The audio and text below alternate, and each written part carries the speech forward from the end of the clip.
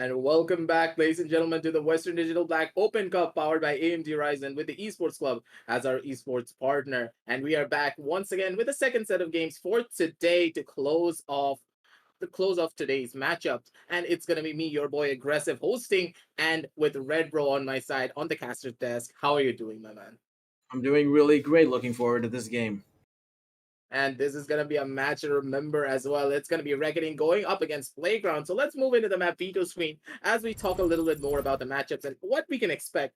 And Red Bro, I'm going to be throwing out these type of informations on the table because you have to remember yesterday Playground, they had a really good showing going up against in their own matches. And we saw what Reckoning can do. Ascent UL got absolutely demolished when it came to their own matchup. A 13-3 scoreline, Reckoning just showcasing what they can do when it comes to their own playstyles and how they execute down onto every single one of the sides, how they hold their crossfires and how they enter down into any sort of a fight they go up against their opponents. But now they're going up against Playground, a team that is not as well known. So I do think it's gonna be a little bit of a curveball going up against Reckoning because normally they have experience going up against pretty much any other team Mm. in this entire tournament. But now these are the new kids. So I'm really hoping to see that maybe that maybe that let's say unexpected factor coming into play for this matchup. Right, it might be that, but then again, Reckoning is one of those teams who has the fundamentals ready. They know how to do the basics right. They get all of the side controls really, really prepped up. Their defensive lineup is superb. We saw that game against SAUL where they held their own against every single push that SAUL actually pulled it off against them. And that's what we're going to be banking on here. Going back into fundamentals, going back to the basics to fight against this realm of uncertainty that they're navigating right now in the form of Playground Esports. So it's going to be really, really interesting to see. That's for sure. And I do believe that there was a little bit of a technical difficulty, but in the long run, let's talk a little bit more about what we could expect coming out from the side of Playground. Playground yesterday, they just had such an explosive performance, especially with Clay on that Phoenix. His Phoenix plays on the map of Ascent was just so clean. Every single time he threw out that Molotov, that basically meant that he was going to get chip damage. He made sure that he was able to play those cheeky angles as a Phoenix. Doesn't matter if he was taking entry, doesn't matter if he was holding down a site. He was absolutely ready. He was keen on pushing himself forward and then getting the frags off to make sure that, hey, I'm going to be here on this sideline. I'm going to be holding down from the side of market. I'm going to be holding down from the side of A short, but I'm going to be the one to make sure to stop you in your tracks. But at the same time, this always won't really work out going up against the side of Reckoning because they, as a team, they love to go in for a lot of the rotation plays. They love to establish map control before forcing themselves down onto any sort of sideline. And previously, we did see on the map of Ascent that the other team were just trying to force themselves down onto the A side itself. It really did not work out. But against Reckoning, that's not really going to be working out in your favor. So I'm really hoping to see that the experience that Reckoning have can go up against the unexpected playstyle that the side of Playground Esports have on their decks. So I'm gonna actually pull it back to Reckoning's entry fragger as well, RG Ion. He's been an absolute amazing jet in the performances that we've seen so far. With the operator, he holds those angles, and people, whenever they play 2-3 rounds against him, they just get absolutely scared that they might come across that menacing operator in every single common angle, and that affects you mentally, right? As a team, when you're pushing in towards a site, if you have a lack of confidence or maybe a little bit of a shaky feeling pushing onto a site, especially on a map like Bind, where you need to hard commit onto the side that you're pushing, unless you plan on taking the teleporter, it's going to be really, really difficult to deal with that Jet. Coupled with the fact that Jet is one of those agents that has the ability to push up against the site. She has that mobility spell to actually get herself out of those sticky situations. Coupled with the updraft, allows her to get in those angles, which are really, really cheeky and really uncommonly peeked out by anyone attacking from the opponent's side. So it's going to be really interesting to see how RG IonQ stacks up against Playground Esports, but at the same time, we're going to be relying on Clay's Phoenix as well, or maybe his entry fragger, whatever he picks up, in order to circumvent that sort of a danger that is being posed by Ion. RG BRZ is one of the players I want to talk about next. His Omen has been absolutely quintessential for RG's success. The way he cuts off sidelines, the way he uses the paranoias in those common areas to drive people away from the site and actually use the teleport to get himself in advanced positions onto the places is just absolutely phenomenal. So we're going to be looking at these two players to see how they stack up against this uncertain team that you've been talking about, the way that they're not experienced against playing with Playground Esports. It's going to be an interesting match. I want to really see how this dynamic plays out throughout the game. That is for sure. But I do believe that there is a little bit of a technical difficulty. So we're going to be back with you real shortly, ladies and gentlemen. But in the meantime, grab a couple of snacks and make sure you hit that like, hit that subscribe button. And we're going to be back with you real shortly with the WD Black Open Cup.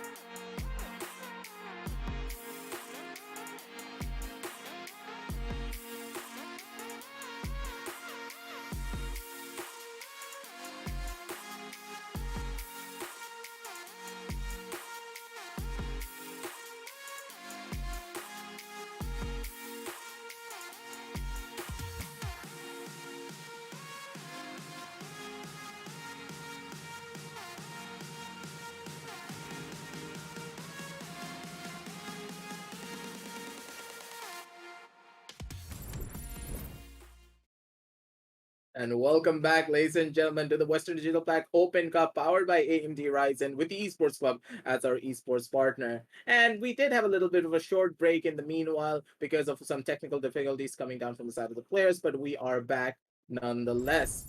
And we're going to be going into the map of Bind, and where we did leave off was the agent selection screen. And both of these teams have gone for very similar agent compositions, and the prime difference is being mainly of the two picks, with Heretics going on to the Cypher and BRZ going on to that Killjoy, and Cloud opting to go in for the Brimstone instead of that Omen.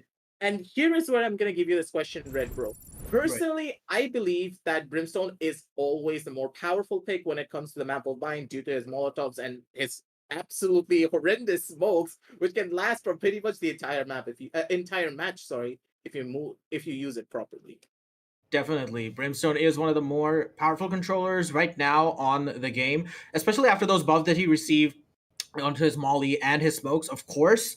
But given the fact that with Omen, you have the scope to have those aggressive plays onto these sites. But then again, this is Bind, one of the more defensive-oriented maps where Brimstone really comes into handy because there are those little pocket areas within every single site that you need to block off in order to make your attack successful. And the Molly just lasts for so long that you can cut off rotations or cut off any pushes coming out from the enemy team, allowing your team to push in onto a site with ease. And that stim beacon, oh my goodness, whenever you want to spam a smoke with 3 of your team members or 2 of your team members, you know how to lay them down. So yeah. Stim Beacon is going to be one of the key factors in my eyes going up in the following rounds. But at the same time, I do have to give it to the fact that with the Cypher, allowing for much more of the lurking playstyle in comparison to the side of the Killjoy, it's going to be quite an interesting fact to say the very least. But of course, in the long run, both of these teams have no flashes, but on the end side of Playground, they do have the Guru. Having that paranoia is a flash in a way, but that is a one-time thing. You Right. cannot always rely on that flash to get a lot of value every single time, unless you're just a god at Omen. We have seen Guru just do that. Like, he has been an absolute force when it came to the previous matches of Playground. So looking on forward, I'm really looking to see how much value he's going to be getting on the map of Bind itself. But at the same time, it is Reckoning after all. They're just so good when it comes to their team play and coordination that Right. they need to that the side of Playground, they need to be a little bit more diverse. They cannot opt to go in for the same strategies over and over again, because Right. knowing Reckoning, they're going to punish you heavily if you're not careful about that. Definitely, and you have a killjoy to deal with whenever you're pushing onto a site, and you can expect that killjoy to be perked up on B side behind that container, using the nanoswarm grenades, using that alarm bot underneath hookahs to cut off that push on towards the site. Hookah control is going to be really, really important on this map, especially given if you want to push on towards B side every single time. Normally, if you push at one single site on Bind, it generally starts to work out in favor of the attackers if you're aiming for maybe 4 or 5 rounds for the first half. But then again, if you want to win with a surplus of rounds, you need to take advantage of the teleporters and the fast rotations that you can actually pull off with them and have that sort of air of unpredictability, which you said with the Omen, it kind of is limiting for Playground to actually attack against that with that Omen pickup, because it is the only flash and that paranoia is a one-time thing. You can only use it on certain areas of the map that you want to actually push up. But we're going to go right into the game here. We see the attackers, they're gravitating towards this B site. They've sent 2 players, Heretic and Arxness, into that B long area. They're gonna pick up the ultimate orb, but they're gonna actually send 3 players on towards a site. That Shock Dart could have got it Arsenics if he was not careful, but he did back up in time, so he's going to be able to survive with all of his HP. And they're making their way down on this A side to see what they can find. Profit holding down from the back end, but with only 1 minute left on the clock, they need to start making a decision off immediately. Playground, a team that constantly wanted to go in for those slow pushes. To be careful though, otherwise they could just be biting the bullet for it. Profit, who has the recon bolt in hand, throws it out deep into the back of side to clear out as many angles as possible, but immediately destroyed by the side of Clouda. But Architect sees that absolute madland, just rushes on it, and he's gonna be able to find one. Heretics chimes in with a couple of his own kills from the back end. He's gonna be able to do the damage, but Clay's gonna be there to shut down Trist immediately with a well-placed headshot of his own. Rio goes in for the spray, but the fast push coming down from the side of Playground was just so clean that the entirety of Reckoning, they got caught off guard. Oh, the RG Rio actually takes down one of the players before going down himself. RGBRZ just can't find the classic shots onto Clay. And this is the player that you've been talking about, aggressive. He's been absolutely bossing it. He used the pain shells on towards RG Clouda near that heaven spot. He actually flushed him out in order for his teammates and he to secure that kill. Heretic and Clay pushing onto the side really efficiently from showers, and they're going to be rewarded for it for the first round of the game. And right now, this is going to be critical going on to this, depending on what RG actually end up doing. Are they going to go for the shotguns? Looks like they're not going to go for it. They're going to stick to the classics and do a hard eco because they know they're going to have to pull it back in the subsequent rounds when they actually face off against. Meanwhile, on the side of Playground, we do see 4 Spectres bot with full shields. We do see a push coming on towards Hookah. Clay uses the boom bot. He knows that someone's holding there, but does he know that RGBO is also joining RGBRZ in that particular area? Arc6 now slowly making his way towards Belong. They do have 3 members perched up over there. Clay is contemplating a push, but the teleport comes out from all members of RGE. They're going to actually push up towards this side. Clay, just a little bit too much to deal with right now, but as all members actually push up towards that B site,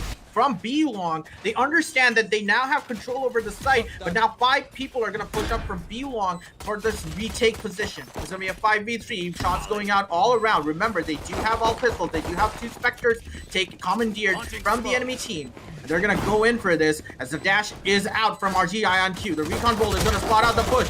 Arc6 take down 1, can't take out the rest one, but Prophet is right there in the corner. He takes down 2 before falling to RG Cloud. The numbers advantage just being way too much for Playground Esports to deal with.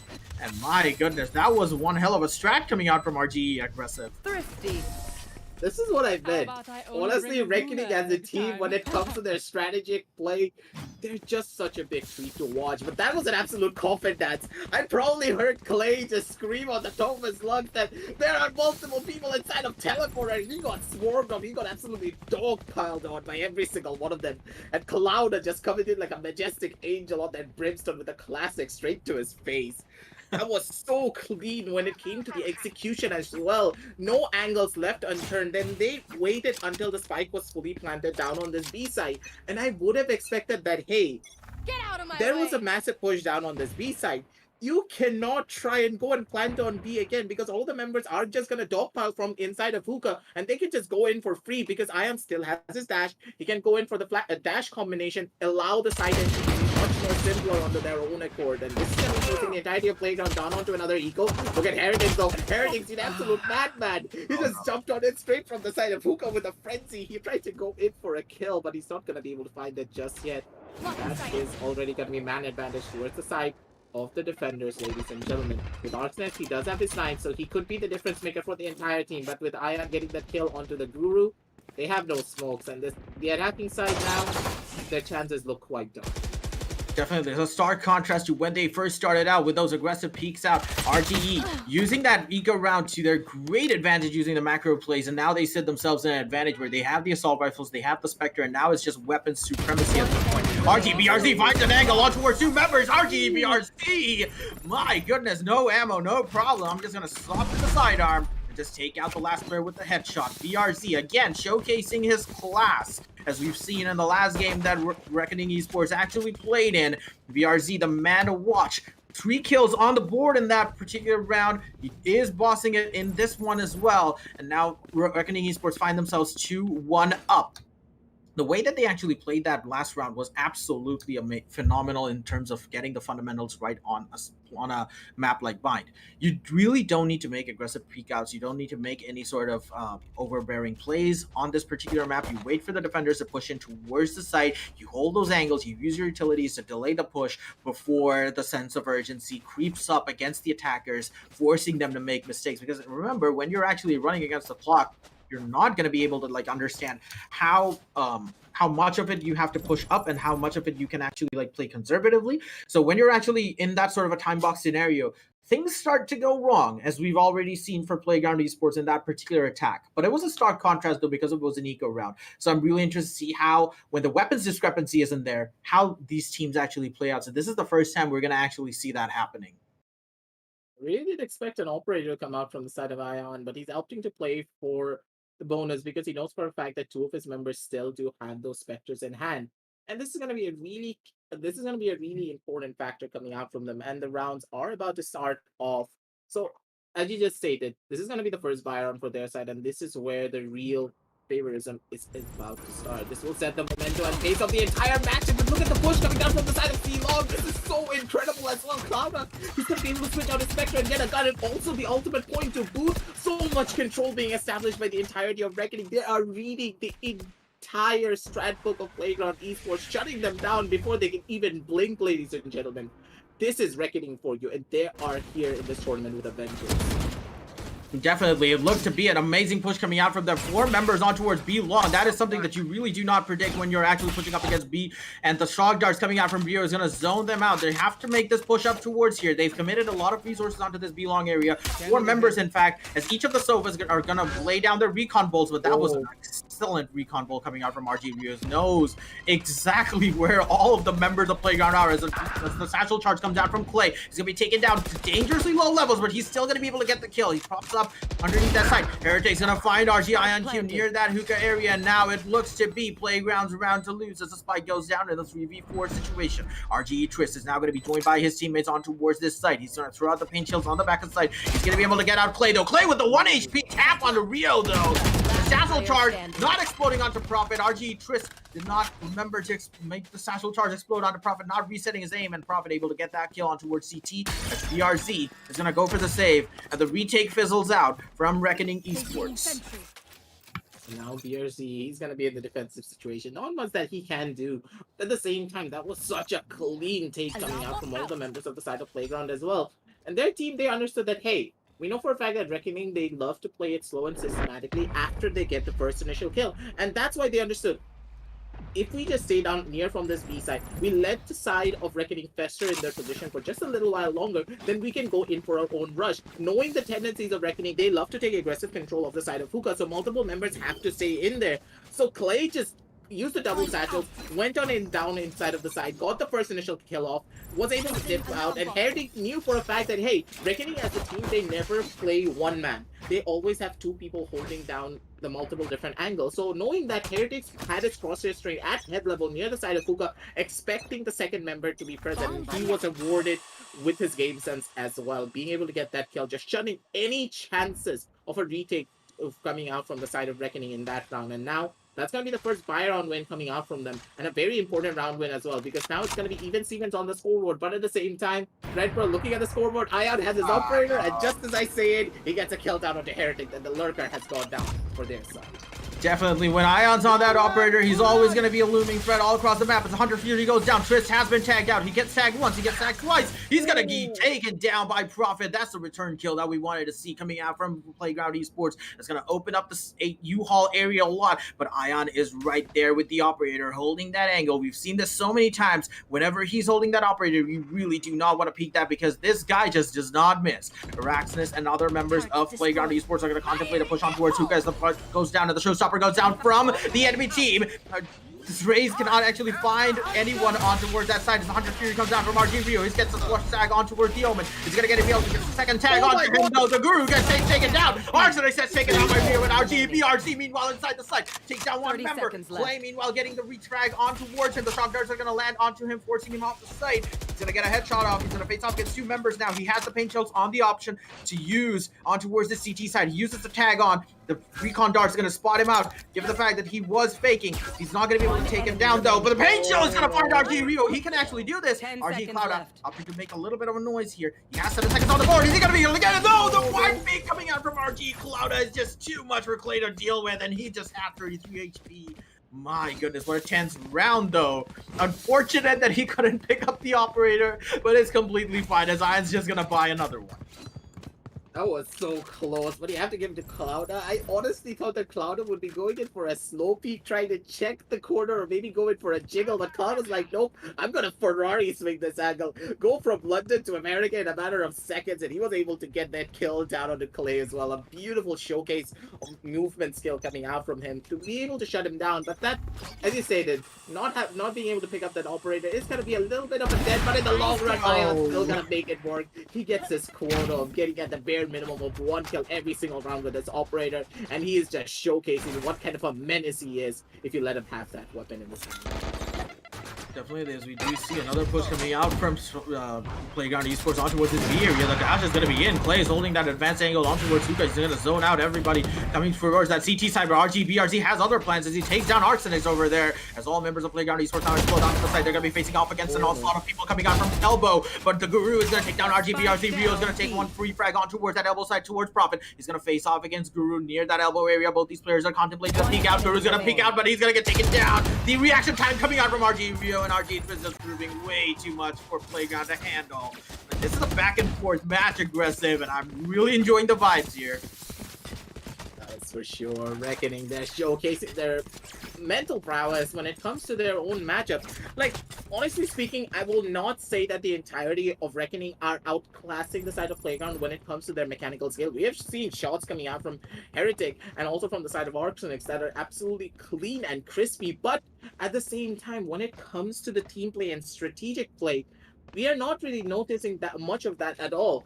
For example, in that situation, Heretic just pushing himself up from the angle of A short itself. He was going into the waiting arms of Ion. Ion, as a player, he will always, and I mean always, play aggressively when it comes to his operator angles. Because with Jet, that is what you're supposed to do. To get full use of this character, you need to be playing as aggressive as possible, taking those one-off angles to catch your opponents off guard, give you the best possible chance to go in for your own operator shots, because you're going to be able to get out, doesn't matter if you hit the shot or not.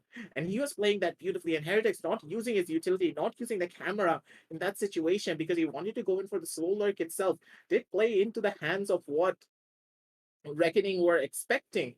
And I really don't understand this, Red Bro, but every single time I look at Reckoning as a team, it feels as though they can read their opponents so well when it comes to them playing it slow, playing it fast. If you do the same strat over and over again, they're going to be the ones to shut you down. Definitely, their playbook is just so insane with the fact that they understand what the players on the opponent team are doing, and the way that they actually mold and fluidly adjust themselves to the game has been absolutely amazing. RG Rio again takes down the groove with that well-played shock dart. Meanwhile, RGBRD out for blood. He can't get the shot onto Profit though as he takes that headshot on towards with that Sheriff play, and the teammate is right there, but the Brimstone Orbital Strike is gonna push them right onto the hands of RG, Tris, Broombot, and Paint Shells, as both the duelists get taken down, and it's up on Arxenix. He does not have the stopping power to face off against an operator and a Vandal. And that was unfortunate coming out from Playground Esports, but wow.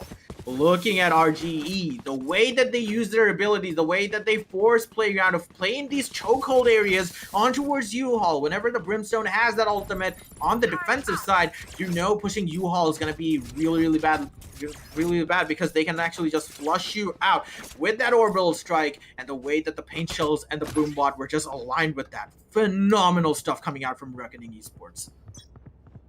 The combination of abilities is just so clean as well. Honestly speaking, like, I never expected a Raze and Brimstone to be so cohesive when it comes to their ability usages. As soon as the orbital strike came down, Trist, he just threw a nade in its front place. So where can they even go? The spike is already planted. They cannot go down towards the side of short. They cannot go down towards the side of the bomb, or they cannot even go down to the sides of the crates. Like, there was nowhere to go. Every single one of the ability usages coming out from their side is just so clean. And this is where the showcase of the power of the Brimstone also comes into play. Brimstone being such a potent character when he has his ultimate, when he has those ultimates, just completely denying multiple different sides. But look at Triss, he threw a nade and he's gonna get with it. Arsenix though, he's gonna be able to shut down Triss at the bare minimum. BRZ gets a kill of his own from the silence, but because of the Killjoy ultimate coming out from him, it's gonna be a fast pulse and rotation down onto the B side, but into the waiting arms of Ion Q. Ion, he spots out the shoulder, he wants going for the shot. Oh no! To hit it though, he's gonna be able to survive, and Rio's gonna be there to get the backup kill down onto his twin brother, shutting him down immediately. Cloud chimes in with his own kill down onto the operator, shutting it down before he can even take a threat. Ladies and gentlemen, Ion redeems himself with another shot down onto a Guru with a beautiful white swing of his own with that operator, taking us down to a 6-2. That is gonna be the experience of Reckoning Esports, ladies and gentlemen, coming into top 4. My goodness, aggressive. Whenever we see Ion with that operator, shots are gonna fly left, right, and center. They're gonna find themselves straight into the chest of the opponent team. This man just absolutely finds himself in these amazing angles to pick off people. It's just so surreal. It's so uncanny. Reckoning Esports players' ability to read the enemy team, where they're gonna push up, how they're gonna rotate. It's like every single time that Playground Esports has a new play up their sleeve or any new trick up their sleeves, Reckoning Esports is right there with that anticipation, as we do see a strong push coming out from B-Long, but it's gonna be BRZ holding that off angle along with Rio and RG, Rio and BRZ decimating Playground Esports on that B-Long area as I pick up another kill, and Heretic is gonna fall to the amazing operator, the Huntsman, Ion Q again. My goodness. Aggressive. This is uncanny. This is unreal, the way that they've been predicting Playground Esports. What do you think about this?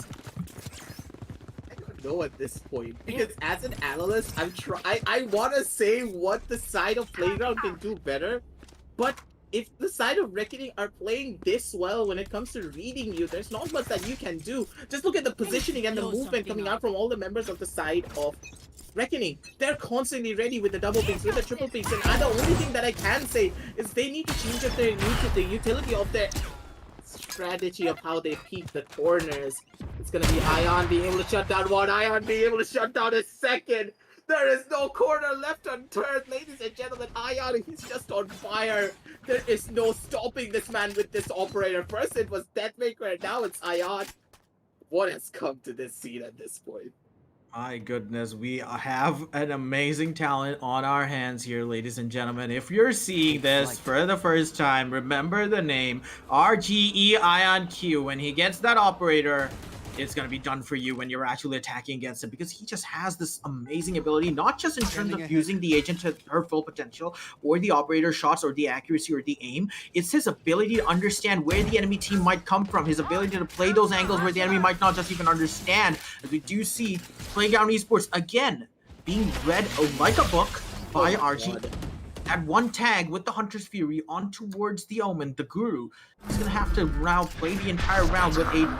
Okay, that tag didn't actually happen, but still, that was almost a tag that happened. But yeah, Playground Esports, again, they're gonna be forced onto a rotation on towards this B side, but right there is Ion Q with that operator.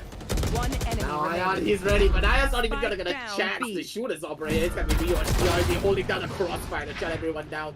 The Guru makes an unexpected play of his own, gets that kill down on the Trez. That's not gonna last for long. Goes in for the wide swing, dodges out the operator shot, but he's not gonna be able to dodge out the second. Takes down BRZ with his last dying breath, but that's all he gets. A triple kill for Ion, but that's gonna be the dreams being crushed towards the side of Playground. As now, with the loss streak bonus, yes, they can go in for a couple of broken buys, sorry. But in the long run, they need to try and bring these rounds back, because if they lose out on this, they're going to be forced onto an eco, and they have no way of coming back from it.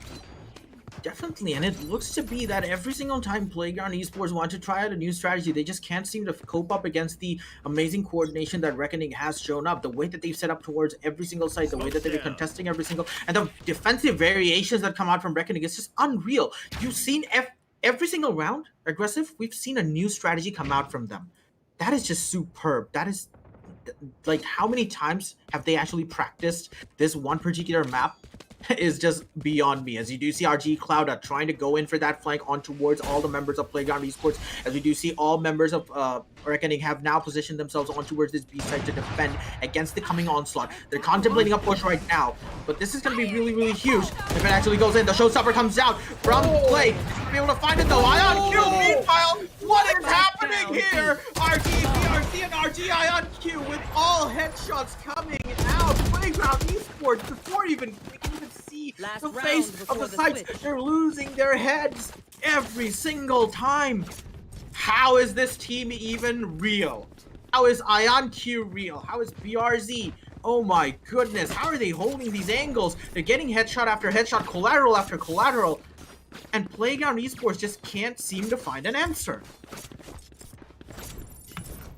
I don't even know how to talk anymore at this point. What do I say about Reckoning that is not already being shown when it comes to their plays? Ion hitting a double headshot immediately with that operator, shutting down not just the showstopper but Arsonist as well, as he dashed in onto the side, used this up trap to get some information.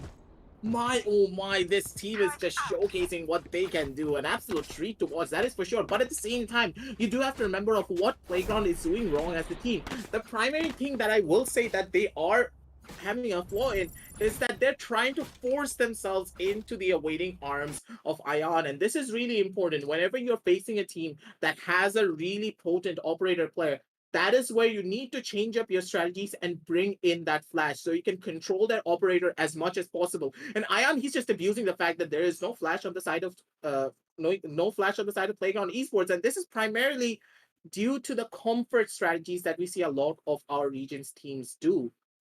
And Exactly. in the long run, it's not going to be working out in your favor, especially when you have such potent players. You need something to control them. And when you don't have that, they're just going to run rampant and shut you down every single time. But look at the positioning of Reckoning. It's a 4-stack on A. They read them like a book once again. I have shut them down with an operator. Nades are going to be coming on through. The sprays are going to be coming out as well. Tristy gets one before he does get traded out. Cloud times in with his own kill down onto the Guru. I am going for some more. He's going for the Zelda play. Oh my god! Ion, he's feeling himself with this knife. He's gonna be able to shut down the hopes and dreams of the side of Playground Esports, ending the first half on a big dominant 10-2 score.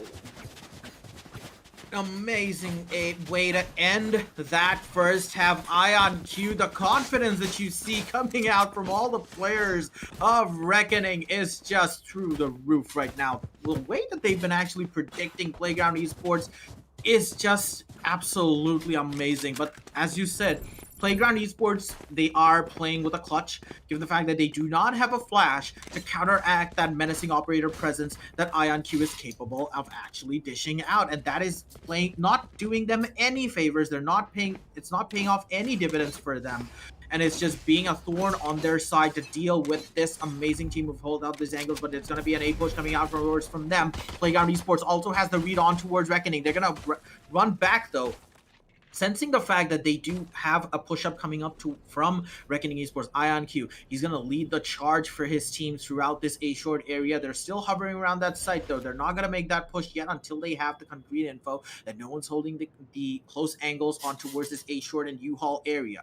Ion, he only has a frenzy, though. That might not be enough against a ghost. He's gonna face off against Clay though in that A-Hall area. But he's gonna get taken down as the Boombot comes down. A little bit of a block coming out there from Tris, but it's completely fine. They have control over the site. Tris gets a kill with the paint shells. RG Cloud picks up Arsenix, and Guru's gonna be there in U-Haul area. He's gonna be one of the two members. He's gonna take out the Danger Man Ion Q, but he's gonna be pummeled on towards by all members of RGE. They're holding these angles. He's going to be joined by his teammate Heretic from CT.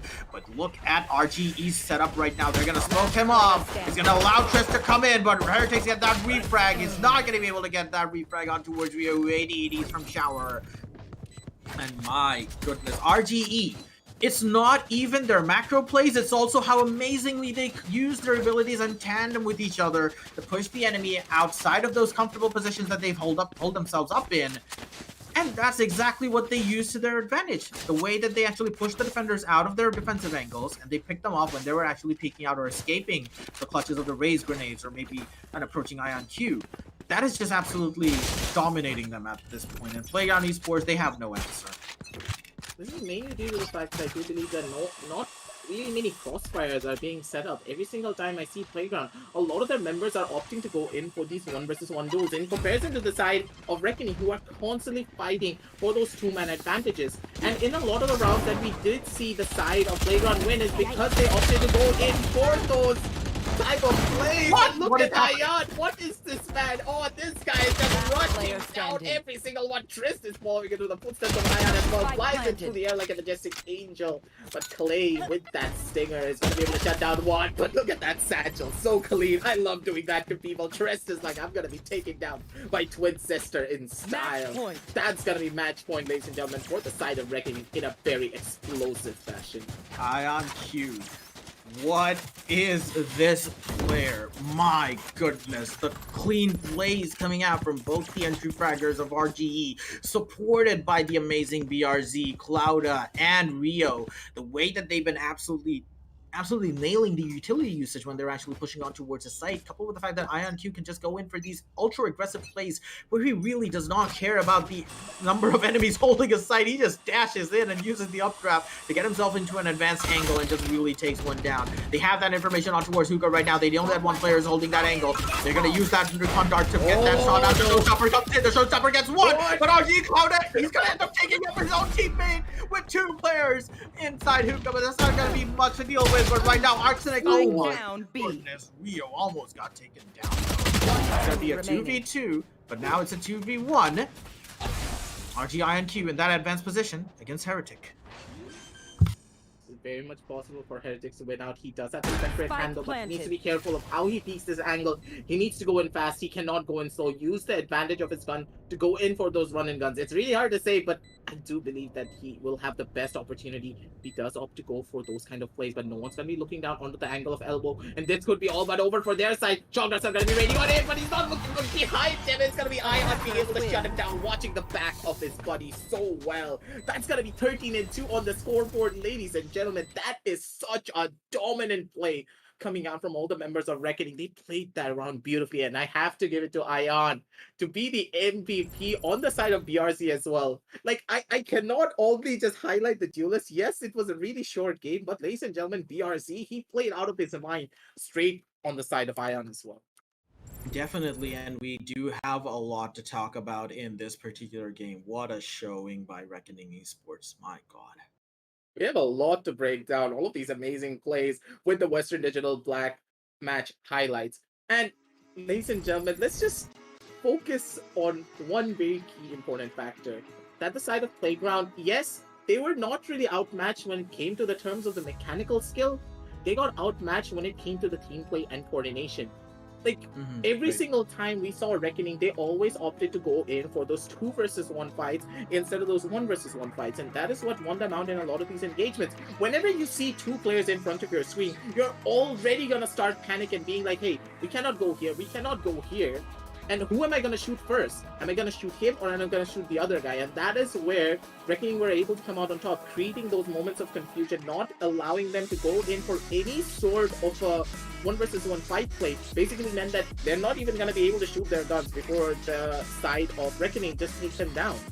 And I do believe that that is where Reckoning came out on top. And hopefully the side of Playground, they understand this and come back even stronger on their map on their 2. Definitely, the way that Reckoning Esports actually played that map was just pinpoint perfection in terms of their tactical prowess and their meticulous planning.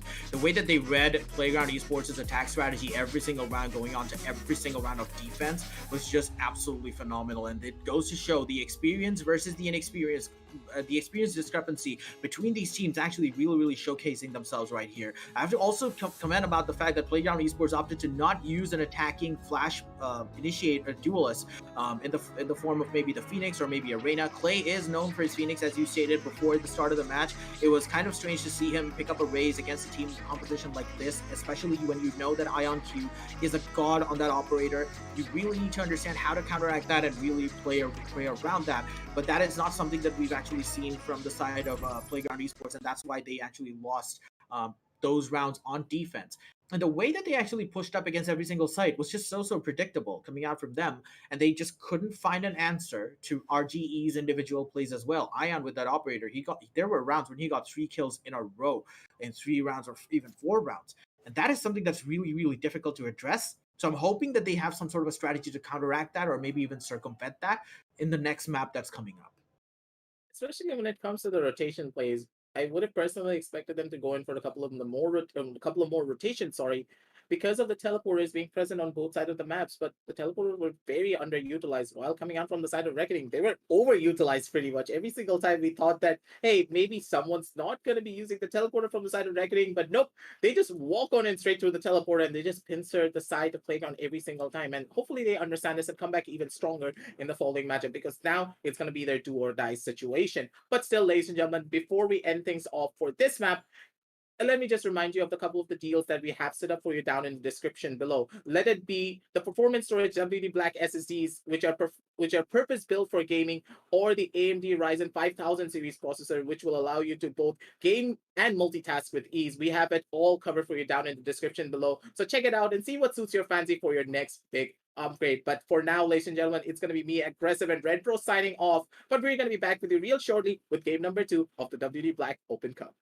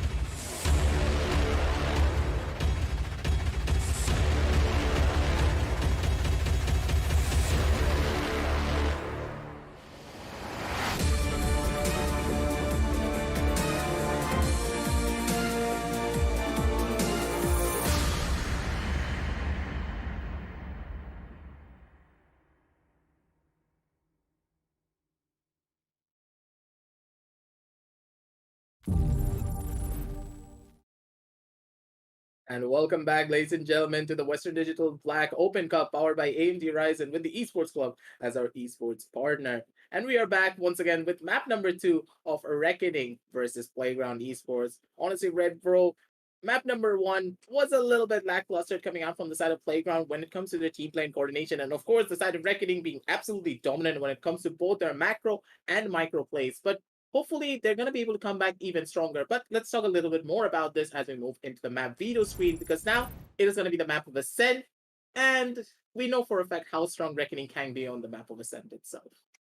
And a team like Reckoning, where their tactics, their strategies are very well thought out, it's very well planned. Ascent is just the perfect playground for them because it all revolves around controlling that mid side of the map. Because for the attackers, it allows you those amazing options to attack onto either side, or even make a play to graze through on one side and then go to another one, given the fact that there are two lanes on the CT side. So for Reckoning Esports, it's going to be a field day in terms of their tactical supremacy, but for Playground, it's going to be the matter of how they circumvent that, how they play around that tactical prowess. And I'm liking what I'm seeing here. Aggressive. Both these teams opting to pick up the Phoenix, something that was not present in any of the teams' lineups, for that matter. In the game that we saw just now. So Clay is going to be back on his signature Phoenix, as you stated. I'm really interested to see how he actually plays with that. So yeah. Place Phoenix is something that is really cheeky. Normally, when you expect a Phoenix player, you want them to be extremely explosive. When it comes to enter down into a site, like throws out the running back, gets triple kills, and just walks on away. But Clay, he does that, but with a little bit of spice added onto it.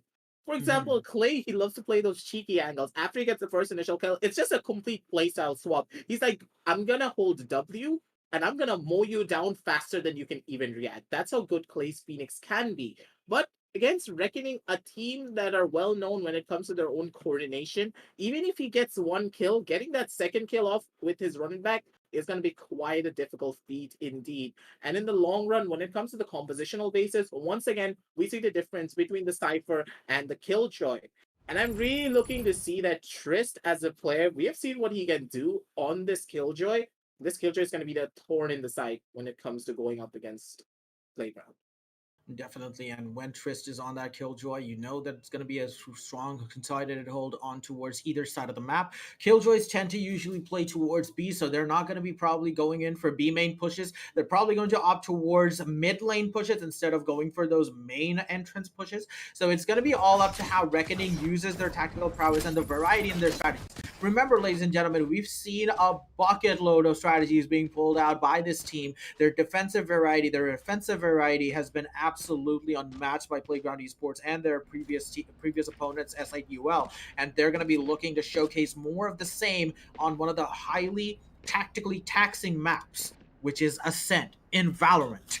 And we are going to go right into the game here. Aggressive. How excited are you to see Ion again bossing it with the operator?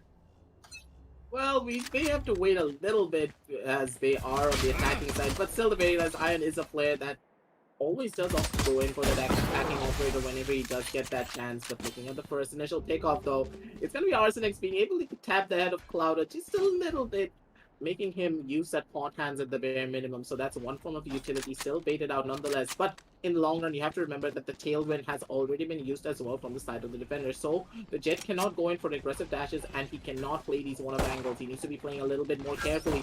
But look at the recon ball. The recon ball gets so much value. It does spot out too, but the headshots are reigning in supreme from the side of the defenders, ladies and gentlemen. But everyone just dogfighting themselves straight into the side. Arsenex, he does get one, but Cloud is going to be there to shut him down. But Heretics, he actually gets a double kill before he gets taken down himself. And now already, ladies and gentlemen, it's going to be 2 versus 2 on the map. That side getting planted, but that Molotov nearly grazing Trist in this situation. He's going to be able to survive just a little while longer, but at the same time, he does not have a lot of health to work with whatsoever. Positional advantages already for the side of the defenders. So much damage has already been done. Clouder, he needs to get 1 kill at the bare minimum, but no one's going to be making the push onto him just yet. Tristy does spot out one. He wants to try and go in for this kill, but Clay's going to be there to shut it down. Spots him out immediately, and the reaction time not working out in his favor. Clouder tries to go in for a play, but Guru's going to be there to go in for the wide swing to shut him down. That's all that they need, ladies and gentlemen. And an explosive first round win coming out from the side of Playground Esports. And honestly, Retro, it seems as though a fire has been lit under them. Definitely, it's a stark contrast to what we've seen on Bind. Their retake strategies failed every single time they went up against Reckoning, but it looks to be something that they've really gone back to the drawing board and really figured out how to counteract that sort of a push coming out from Reckoning Esports. The way that they actually pushed on towards the side Reckoning, I feel like there was a little too many whiffs coming out from their side because they just lost way too many members to two players holding onto that B side area before they could even get the spike down.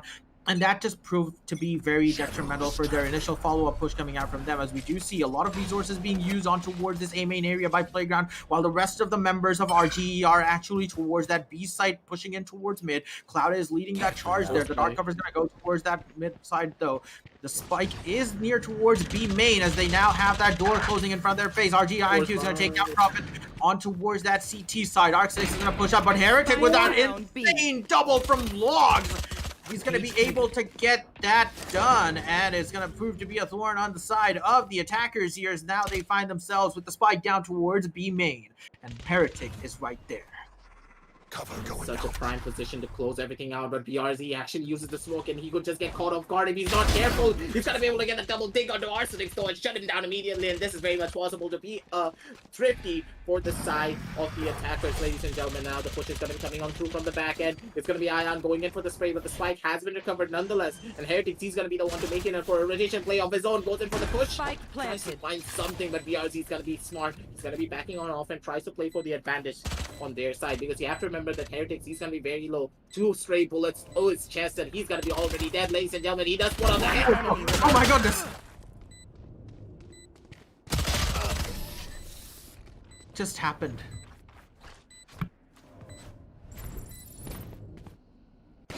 My goodness, ladies and gentlemen, the way that we've seen that retake He's gonna be coming able to out. survive one, but he's not gonna be able to survive this.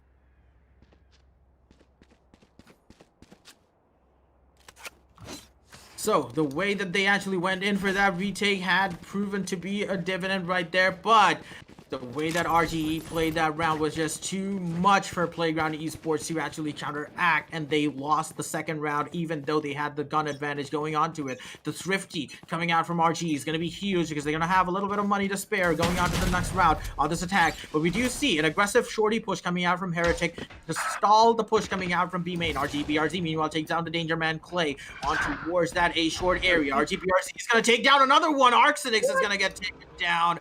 And my goodness, that headshot landed onto his head right now. And now Playground Esports find themselves on towards a really precarious situation. Guru's gonna go out by 3 members pushing on towards that mid-side area. Prophet and Heretic are now stranded in towards this B-side area. Now RGE explode onto A side. They're gonna take consolidated control. They're gonna play really aggressive here. Clouda and Rio now approaching this sort of CT area. They know that someone might be there. He's holding that off angle with the classic Rio. Prophet, he just can't find the shot, and Heretic can only spray with the shorty at that range, because the Spectre's gonna always win out against that weapon, and RGE take another round. That was such an explosive round as well onto the side of A main itself. BRZ just pop it out that ghost and just tap it 2 heads instantly. Why would you need a Spectre when you have a ghost in your hand, he says. He's gonna be able to shut everything down coming out from them. But at the same time, you have to remember, ladies and gentlemen, that was an eco round from the side of the defenders. And now the full buys are gonna be coming on through. Especially, look at Arsenix. What does he have in his hand? He has an operator. And this operator could just be getting immediate value already if BRZ goes in for an aggressive peek without his turret. Here. But then again, you also see IonQ with that operator peeking again with Menace, with Guile, and Patience. He's going to use that angle right now. He suspects someone is in Wine right now, but there's not going to be anyone. He opts to dash in with the shorty, though. He wants to clear that angle out before pushing it as the running back comes out from RGE. Cloud is pumping a push on out from the side of RGE. Spectre shots are going to go down. The Guru is going to teleport himself back towards that receiver side. They know what he's going to do. The running back was almost down, but he's going to get taken down. IonQ, meanwhile, on the kill with his counterpart on towards Arsenix. That's going to remove a lot of the defensive power coming out for the side of Playground as RGE again secure control over A site. The way that they've been playing, the way that they've been actually consolidated control every single time, going in those off angles, going in those aggressive peeks out, have always paid dividends for them as RGE is going to take it down, going to get taken down by Prophet, holding on to that garden area, but it might just be too little too late as this timer is counting down. 2 versus 4 on the map. Not really a lot to work with whatsoever, and I do believe that the entirety of the side of the defenders, they're going to be opting to go in for the safe play. They want to keep this operator to themselves for as long as they can, but Clay, he does not find that shot, and he needs to try and save this operator immediately. Profit, he's going to make a beeline for himself to try and go towards the other side. He wanted to try and do some damage as well. Profit, he's going to be able to find one onto his twin brother. He's looking for some more, but from the back end, look at where Ion is. He has this crosshair straight. He wants to shut everything down. Running for the jiggles, but the jiggles are not going to be the pick that saves him. PRC gets taken down as well, but Ion's going to be holding it down with the operator. He wants to go in for the peak, but Profit, he's like, no, I'm not going to be going anywhere just yet. He knew exactly what Ion was thinking, and he's going to be chilling down onto the side of Market itself. A really smart play from Profit, and a lot of damage being done to all the members of the side of Reckoning, but in the long run, you do have to remember that a lot of the members, Red Bro, had Spectres in their hands, so no harm, no foul, because Reckoning, they had a little bit of fun at the very end of that round. Definitely, and they just you just saw in the body language the way that they actually pummeled on towards. They just huddled on towards Profit. They knew that the operator was there. They just wanted to get that kill out and just really consolidate that sort of control over that operator so that it did not go to Arsenics in the next round. But you do see that it's all sheriffs and one stinger for the side of Playground, and it's going to be really difficult for them to counteract against the weapon supremacy that RG have carved out for themselves and the economic supremacy that they've carved out for themselves, as members of Playground are now falling like flies here near that B-side area. They're going to need to do something about it, otherwise they're going to lose members and they're going to lose people trying to cover that angle. Play trying to get a few kills, but he just can't connect the sheriff shots on towards Clouda to peek out aggressively just into the crosshair of Arcsenix. He knows that someone's there, but the paranoia is gonna find him out. He dashes straight into BRZ's clutches, and they get this operator guy right now on Playground, and that's gonna mean a lot of economic damage for Playground Esports. So no harm, no foul, because you do have to remember that that was the equal round coming out from the side of Playground, with only Arsenics being the one with that operator, but that operator being saved did not really get much value out of that round. And I'm really loving the fact that the side of Reckoning are constantly flowing towards places the way they know the operator is not going to be holding. But I may have spoken a little bit too soon, because we're going to be seeing the first one-on-one operator battle. Ion versus Arsenics. Who's going to be the one to come out on top is the real question. Ion will get tagged by the bow, so he's going to be deterred immediately, and so will Arsenics because of the paranoia coming out from their back end. Going in for the spray shots, it's going to be Arsenics being the one to take the first initial shot of his own operator, but not being able to find out much just yet, with the runner back being popped by Heretics before it gets a lot of value. Not really a lot of information has been found, but with that Killjoy ultimate getting popped from the side of Tris, it's going to be a reverse Hunter's Fury to try and get that one out. But look at the positioning of that Killjoy ultimate. It's going to be a prime position of its own, but already Heretics is going to be the first one to get the advantage for their side. So side control has been established in the long run. They pops out that operator. He gets the first initial kill. He's looking for a second. He's going to be able to fight in the operator battle, being won out by Ion. Arsenic not ready for any of it. PRZ charms in with his own kill, but the Guru is going to be there. Just shut him down immediately. That's going to be 2 versus 3 on the map, with the spike already being remaining. Oh!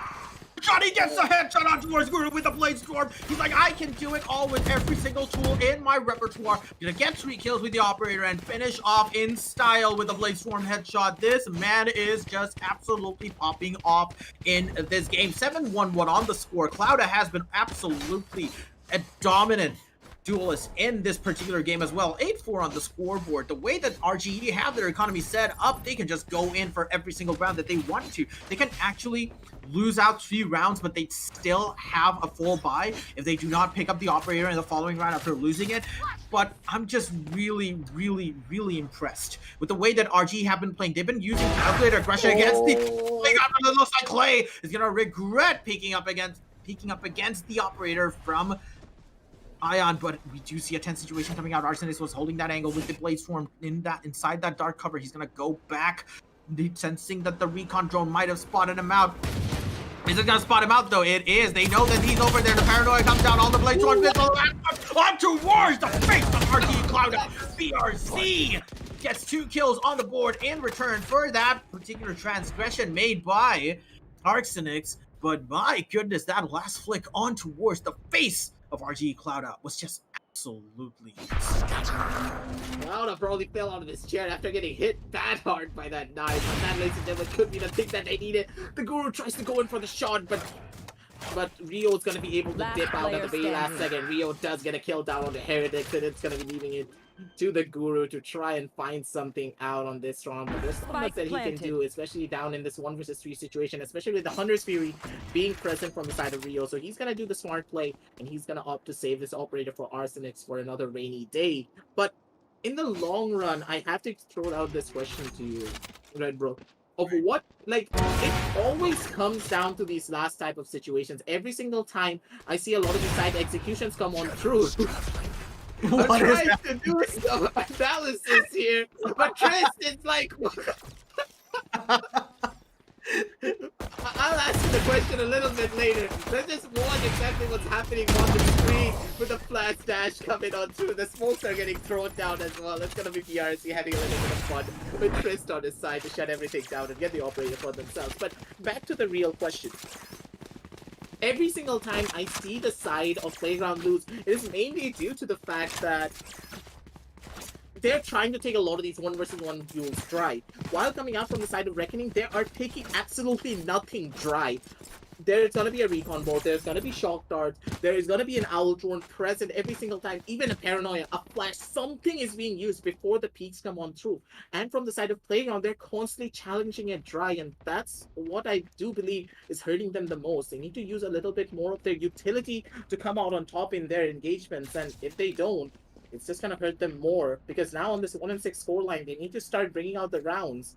Otherwise, it could be all but over for them.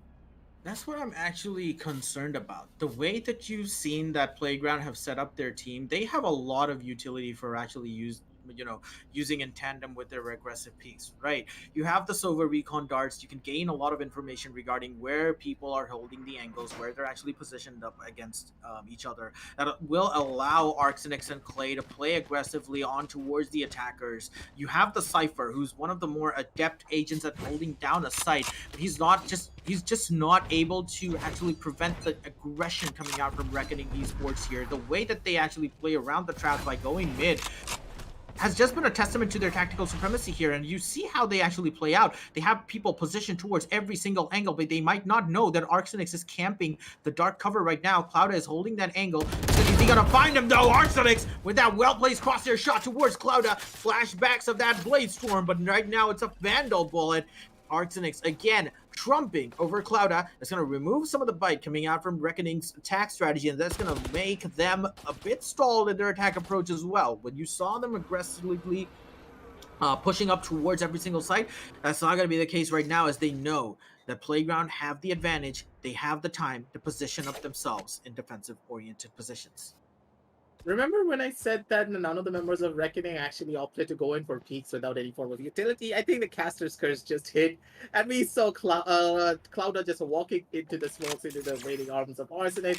But it really does happen sometimes. But at the same time, you need to make sure that you never make mistakes against your opponent, because Playground, they are a team to be reckoned with. They are incredible when it comes to their own mechanical skill. But from the back end, Arsenic, he tries to go in for the shots, but was just not ready for it. The flashes are going to be coming on down as well from the back end. It's going to be Triz getting one of his own accord, but Heretics is going to be the one to shut him down immediately. Ion, they're actually opting to go in for a rotation play down from the back of CT itself and onto this A side, but they need to be careful. They're not checking their corners properly. Who's going to be able to come out on top? It's going to be Rio being able to shut down Clay, ladies and gentlemen. 7 seconds left on the clock. Not really a lot of time to work with. They need to get a spike planted down, and with just 4 seconds left on the clock, this is a really smart play coming out from the side of Reckoning. They know exactly where the last two members are, ladies and gentlemen. And coming down from the main push, it's going to be Ion. He's going to get pincered down from both sides. He doesn't know where to look. He hears the footsteps down here from the side of CT itself. And it's going to be the Guru to shut him down. But still, ladies and gentlemen, it's going to be 2 versus 2 on the map. And the Hunter's Fury is still in the hands of Rio in the long run. The one thing that I feel like Playground Esports could have done better is when Clay was actually rotating on towards that CT side to meet the rotation coming out from Reckoning. He should have been joined by Heretic and the Guru. They just left him alone against 3 members who were able to just turn back and kill him instantaneously. That also happened to Arxenix when he positioned himself towards mid-top to try and get a kill on towards him. But right now, we do see BRZ spamming the smoke. He has 1 HP left. RJ Rito picks up the kill with a shock dart before damaging his teammate with a follow-up shock dart.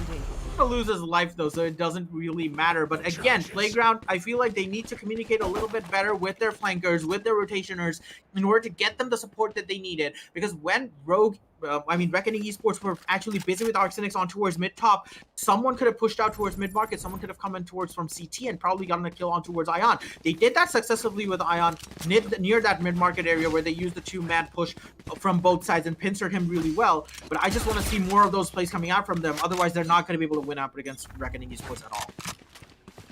It was really close at the very end of it, and I do believe that Prophet not being able to get that first initial kill off is where the real damage is about to start.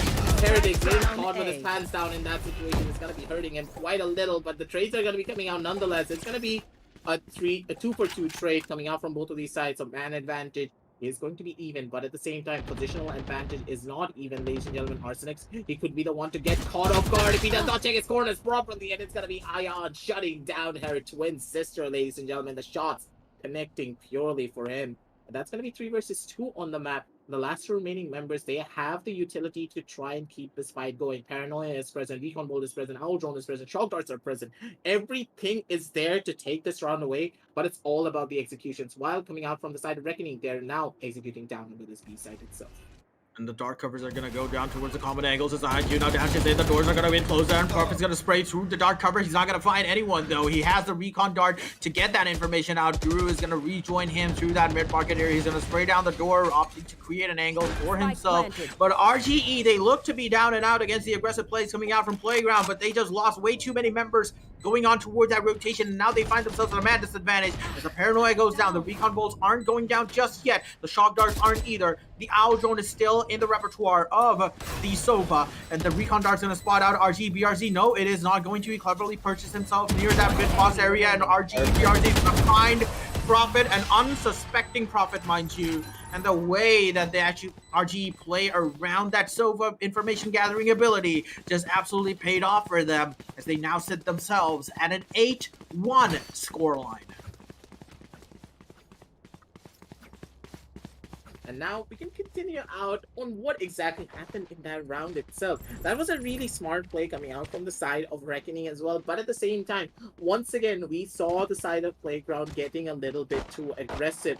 The level of discipline coming out from them is something to be desired for. Every single time when we see that they have a man advantage in their side, they constantly overpeak and they pay the price for it. Sometimes when you get that peak, especially against an experienced team, you have to understand that there is going to be someone to come in for that trade.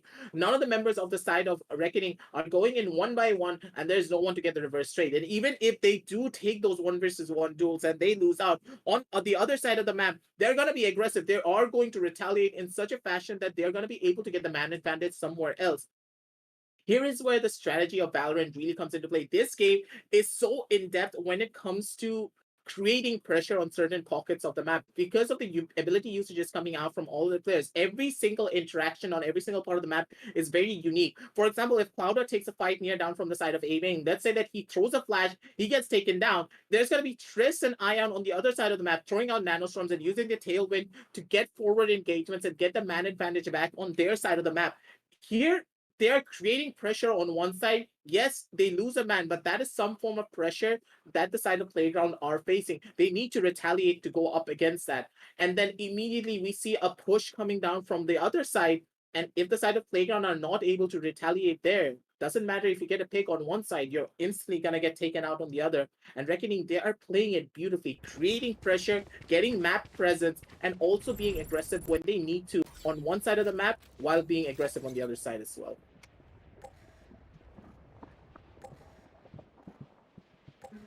Now, we do see that the teams are going to be going up against one another nonetheless. Yes, Red Bull, you were saying?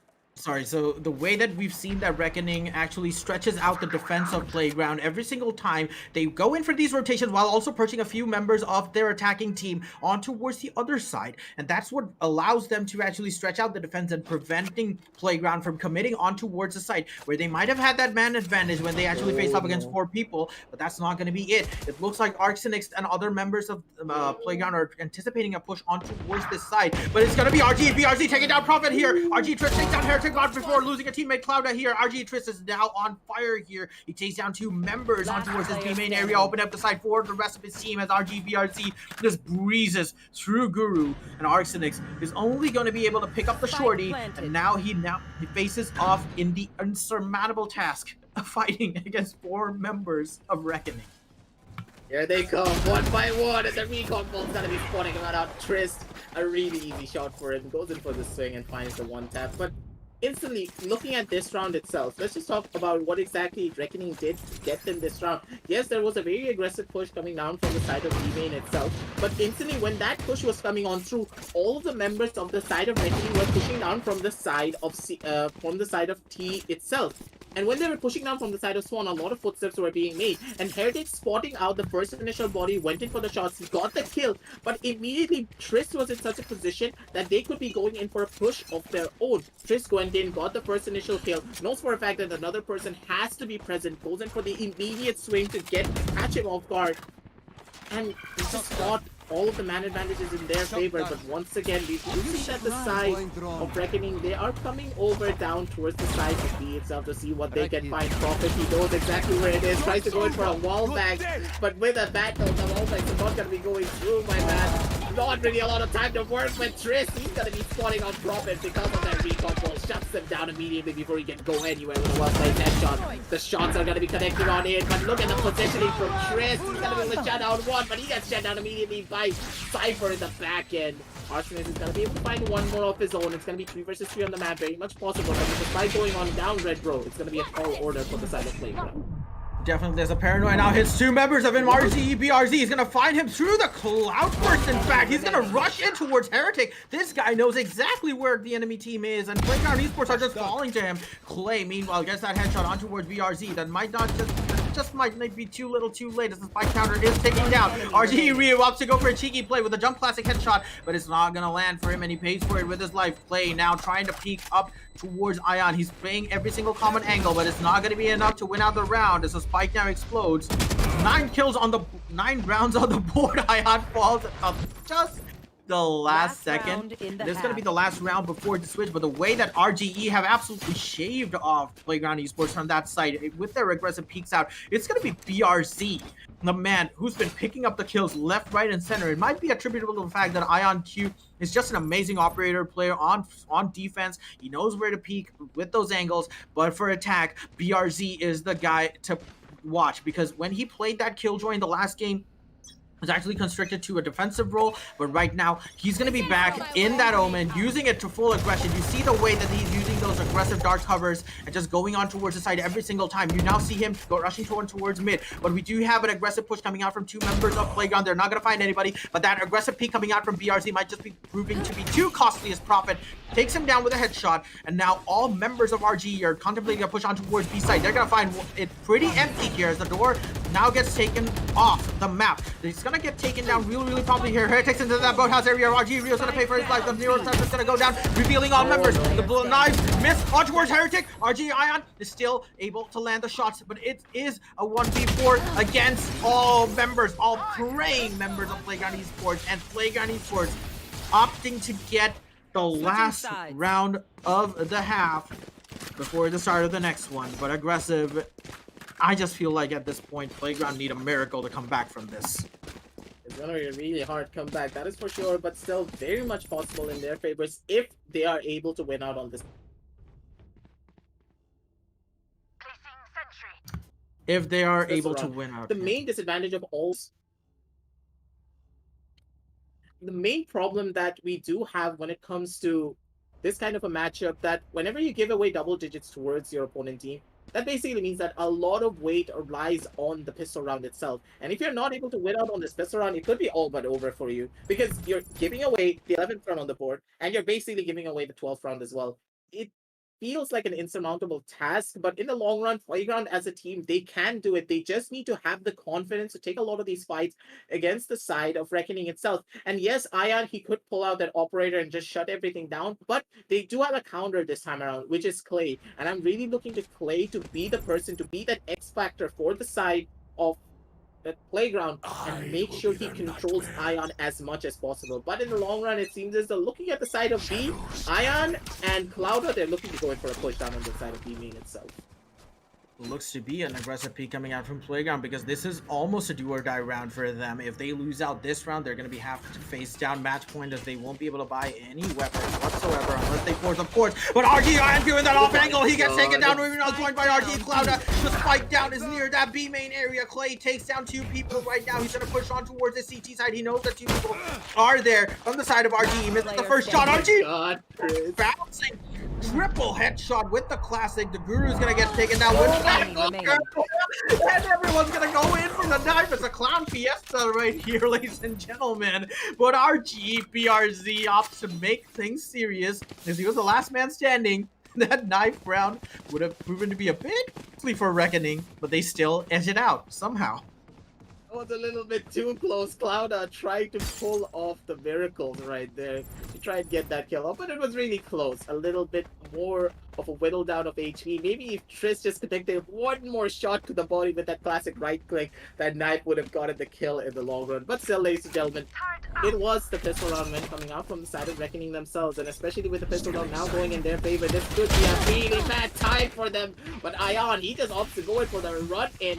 But of course, you do have to remember, this is a force by coming out from the side of Playground, because now it's a do or die situation. They don't really have a lot to work with whatsoever, but still, they need to try and win out on this round, because it's a do or die for them. They either take this round, and it could be all but over for them, but the spray downs are going to be coming down from both angles. The classic has been caught, ladies and gentlemen. It's going to be Cloud being able to take down the one with his last dying breath. In the long run, he goes in for that spray, but BRZ's going to be there with that ghost. Set that bullet straight through his skull to shut him down.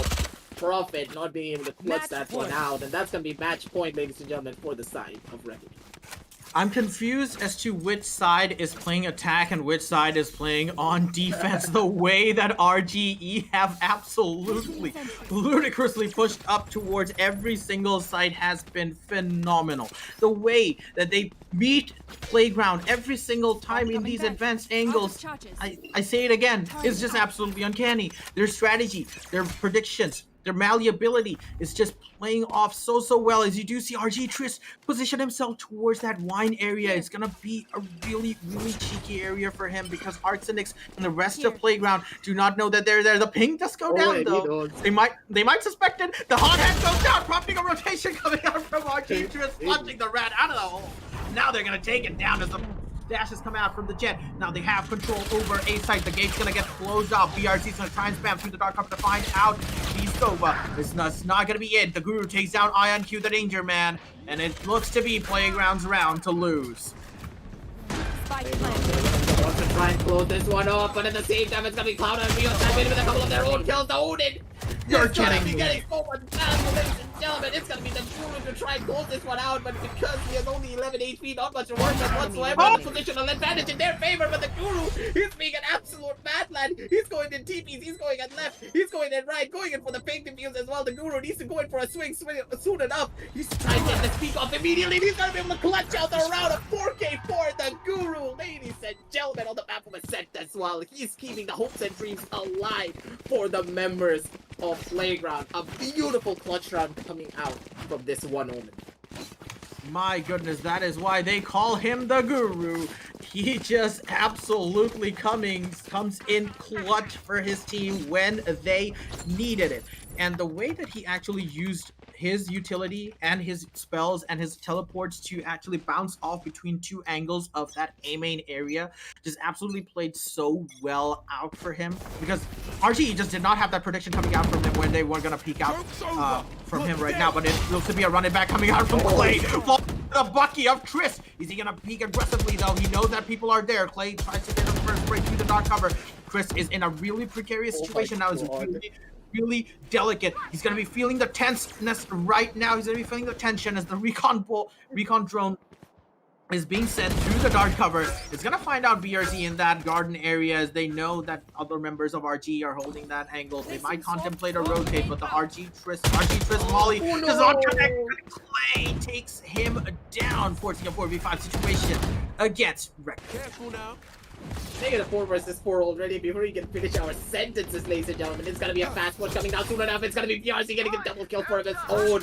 I don't know who's the real danger man. Oh no. One enemy remaining. Or is it Cloud? Because already a double kill has occurred on the map, ladies and gentlemen. But the Guru, he did have a couple of his own knives. But No. Ion Defenders misses out on the win. knives, but in the long run, he pulls out the frenzy to shut down any sort of an immediate push. But that was a good read coming out from Ion in the long run because he understood that, hey, the Guru has his ultimate. He's going to be the one to opt to go down onto this B side with a fast rotation down onto B itself, catching him off guard. But honestly speaking, the real danger man in my eyes wasn't BRC. This guy was having a field day on this Omen, getting kill after kill, headshot after headshot, shutting everything down. 372 ACS on your Omen, Red Pro, that is absolutely insane. I have no idea what I just witnessed here. Aggressive, and we have a lot to talk about in the Western Digital Black match highlights. And looking at the way that Reckoning Esports has played out, their tactical supremacy has reigned supreme once again over Playground Esports. The way that they met other people, the Playground Esports attack on the defensive side, the way that they played aggressively every single time, it just made me see flashbacks of that first game on Bind when Playground Esports was getting predicted left, right, and center. That just happened on Ascent again. I was just confused who was attacking and who was defending. But no props taken away from their attack either. RGE with their attacking strategy, the way that they use their abilities in tandem and the way that they run the buddy system is just absolutely meticulously done, just absolutely spotless. That was a quintessential part of their play, the understanding that they have between the players, which was a bit of a lacking aspect for Playground Esports. You did see a lot of the rotations coming out from them not being supported adequately by teammates holding on towards the site. It might have been because of the pressure levied on by the aggression, the relentless aggression coming out from RG Esports, which restricted a lot of the movement from the people holding on towards the site versus the flankers, but it still should have been communicated more clearly. Playground opting to use a good team composition right now just did not find it in the execution, just did not find it in terms of the strategic prowess that Reckoning Esports is just capable of, and that just went on to show. But man, the match of the day, the MVP of the day has to go to BRZ. The way that he just absolutely bossed it on the Omen. Ion Q, first game, that was all his, but BRZ is the man of game 2. That is for sure. And primarily, as I stated this before, the same flaw that they had in map number 1, yes, of course, there was a compositional disadvantage, but when it came to map number 2, it all came down to the primary flaw that they had in map number 1 as well, the team play and coordination. Once again, they always wanted to go in for those 1 versus 1 fights, not really joining together as a cohesive unit. When it came to a lot of their executions, they did not really know where to look or where to stand when it came to the crossfire angles. Look at this, like looking at the match highlights itself, you can already notice that every single time Arsonist wanted to go in for a peek, he went in for it solo. His teammate was not ready to go in for a swing and get his refrag to find something. Yes, you may lose out on the operator battle against Ion Q, but someone has to be present. After he uses his tailwind, he won't be playing as aggressively. He's going to be playing those one-off angles just a tiny bit, but not too much. So having that teammate being present to go in for his swing and shut everything down is really important.